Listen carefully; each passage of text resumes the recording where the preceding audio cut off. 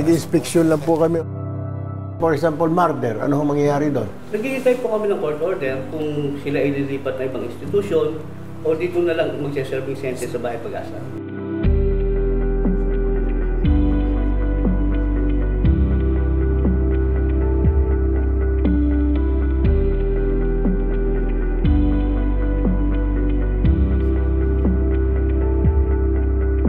Ilan po ang bata? Ano po, bali-bali siya. 8? Ano mga kaso? O mga rescue talaga sila? Yung iba, sinuhuli dito ng mga parents. Sino nag-interview? Yung house parent na rin? Parent po siya.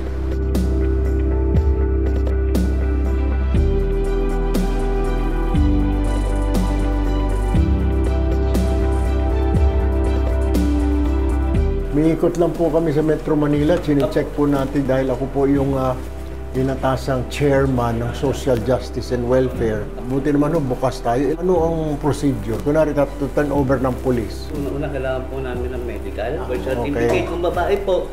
Kailangan din namin ng pregnancy test. Okay. Para sa turnover. Tapos yung referral letter po na galing ng PNP or barangay po. Kung nakagawa naman po talaga ng krimen. Mabigat na krimen. Opo. Andiyan po si si PNP para mag-turnover dito.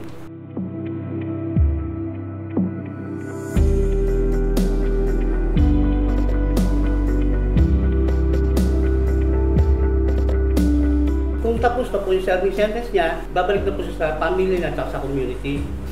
Ayun po yung tinatawag namin na aftercare. For example, murder. Ano ang mangyayari doon?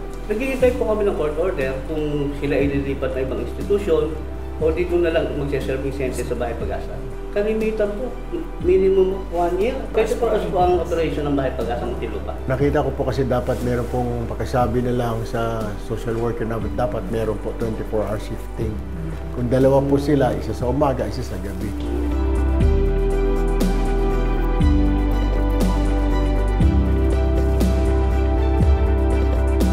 May mga parang training, may nagsasalita na gano'n, may nagbibigay sa kanila ng briefing. Dapat kasing ayos ng Muntinlupa yung mga Bahay Pag-asa nila. Kung hindi, mapapagalitan sila.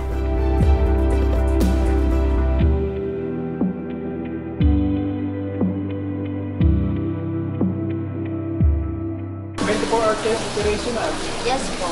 Sino po yung nasa TV po? Yung interview. Ano na po yun? Ang social worker, pang-araw lang. On call po sila, sir.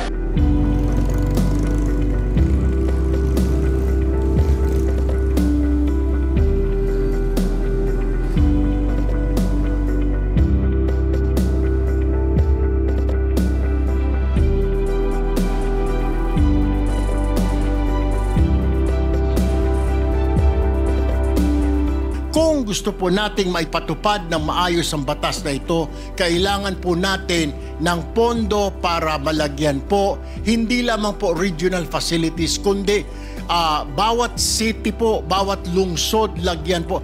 So we really need to look at this and review this law. Are we ready?